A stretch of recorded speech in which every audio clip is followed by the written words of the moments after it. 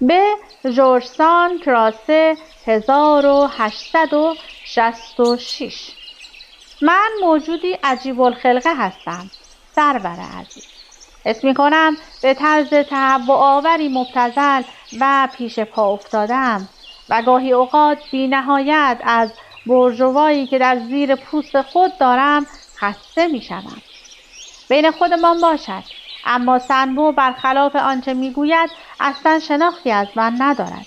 حتی قسم میخورم به لبخند زیبای 90 افراد معدودی را میشناسم که کمتر از من پلید و فاسد باشند. من زیاد خیال بافتم و کم عمل کردم.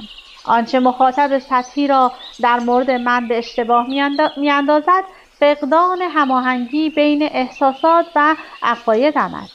اگر میخواهی اقرار کنم آزادانه چنین خواهم کرد. این احساس متناقض مرا از تمایل به داشتن یک زندگی نابسامان باز داشته است. من ادعا میکنم که سینیسیسم بر مرزهای نجابت حرکت میکند.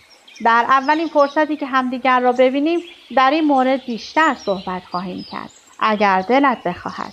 این برنامه پیشنهادی من به توست. خانه من تا یک ماه دیگر شلوغ و ناآرام است، اما تا اواخر اکتبر یا اوایل نوامبر بعد از نمایش بویلت امیدوارم دیگر چیزی مانع آمدنت نباشد. البته نه آنطور که گفتی برای یک روز، بلکه دست کم یک هفته. تو در اینجا میزی کوچک و وسایل لازم برای نوشتن را در اختیار خواهی داشت. قبول؟ در مورد نمایش پریان از پیشنهاد مهربانانه‌ات برای کمک ممنونم. هرچه لازم باشد برایت فراهم خواهم کرد. در همکاری با بویلت هم چنین بود.